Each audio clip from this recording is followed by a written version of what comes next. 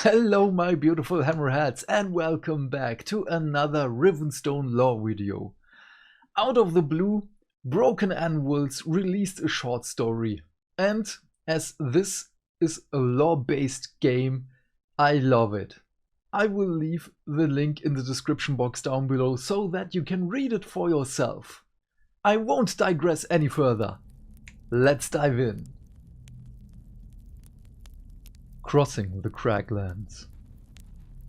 The rippling ocean of grass-covered hills stretched in every direction for miles upon miles. Eddies of wind moved over the golden hills, carving rune-like forms on the tips of the swaying grass. Trinna rode up to Kylon's side at a trot, his long hoof snarling as its rider yanked on the reins to stop it. Trinna greeted the caravan boss with a touch of his hat brim, saying, "The witch reckons we've got a small storm coming." Kylon pushed the lump of willow bark he was chewing to one side, spat, and replied, "Aye." The sky is inclined to agree. Overhead, the blue-black clouds moved low, creating a ceiling to the wide and hungry sky. Where the winds blew them against the distant ivory peaks to the east, they rolled back, somehow angrier than before. Sparks of purple fire popped in the eastern sky, snaps of wild magic that backlit unsettling shapes in the deeper clouds. Trinna cleared his throat. "Which says it'll be bad." The caravan boss kept his eyes on the clouds. The distant rumble of thunder to the east had an almost human voice, ominous and angry, as it whispered from far away. "It always is," Kylon answered. The caravan pushed on through the Craglands, along the rough trail between the settlement of Netherdale and the dwarf enclave on the bank of the Stoslin River. Shaggy oxen pulled the enclosed wagons over the hills and through the valleys of the rolling landscape. Kylon and his fellow outriders kept a loose perimeter around the wagons, heads on swivels for any danger. Colbini scavengers dwelled among the hills of the Craglands, as well as hives of prairie devils, exiled walders, and worse. Kylon knew that his crew could handle almost anything on 2, 4, or 6 legs that would come sniffing out easy prey of the caravaneers. But the storms... The sound of their wheel guns couldn't scare a storm off, could they? The caravan was still days away from Stoslin, and the hills offered little shelter against the promised weather. Kylon knew that they didn't have a choice. They had to keep moving as steady as they could, and hope that a few of them would make it to their destination. Those were the thoughts he struggled with when he heard an alarmed cry from the back of the caravan. Biting his willow bark, Kylon whistled a signal to his crew and guided his mount toward the commotion. He and 2 others rode back along the rolling village to one of the oversized wagons, taking up the rear.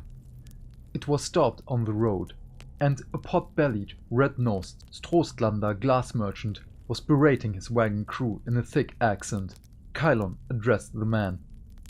"What's the problem, traveler?" The man was condescending as he replied, "You will call me Terviljan. These Matke say an axle is broken." The wagon's crew looked at Kylon with expressions that were both tired of their employer's berating and, understandably, afraid. The storm grumbled overhead. Its voice said, "Soon." "Leave it then," Kylon said. "Is your family aboard?" "Yeah," Terviljan said. "No family. An apprentice. But we cannot leave it. I have 20 talents of pure glass aboard headed for the dwarf traders. Is it worth more than..." "More than your life?" Kylon asked. "Because that's what you're bargaining with. Cut your oxen free and hope another wagon is willing to take you aboard. We're moving in a quarter of an hour. I'm giving you that time to figure out what's worth more to you."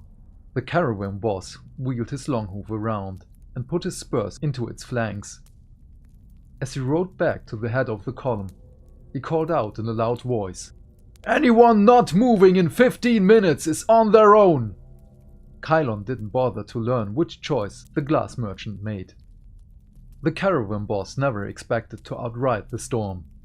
He only hoped that they had been closer to the dwarf city when it struck.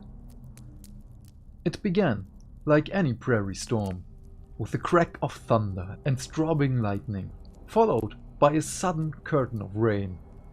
The Craglands valleys turned into shallow rapids in moments, but this was no summer storm. It was an echo, an aftershock of the arcane storms that had once ravaged the world. Streaks of purple electricity stabbed out of the clouds and moved in impossible ways, backtracking and fishhooking on their way to the ground. Kylon's grandmother told him stories about what those fingers of purple lightning sought and what stirred where they touched the ground. To the riders left and right of the column he shouted back, "Get the travelers inside their wagons! One driver per bench with a backup inside! Keep your wheel guns free and ready, and if you see the stone growing along the path, call it out!" The riders moved to follow his instructions. Kylon stayed at the head of the column, pulling his firearm free of the holster and slipping the knotted cord on its handle around his neck. As he rode, he scanned the hills for any sign of Rivenstone, any dormant patch of trouble the storm would unleash upon them. He didn't have to wait long. As the winds tore at him, as the thunder spoke ominous words in the old tongue, he caught sight of the first shards of the stone on a not too distant hilltop to the west. It was a new bloom, he reckoned, no older than a few weeks, but it was enough. Before he could signal the danger to his fellow riders, a bolt of storm lightning flashed down into the cluster of purple crystals. The brilliant light blinded him momentarily, and his vision swarmed with grey spots as it cleared. Where the Rivenstone bloom once stood, the ground was a scorched ruin.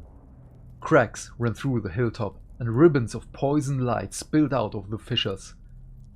The soil heaved, broke open, and shapes began to emerge from where the storm struck. Kylon raised his wheel gun at the newborn things crawling out of the hillside and called out to the other riders, "Fiends!"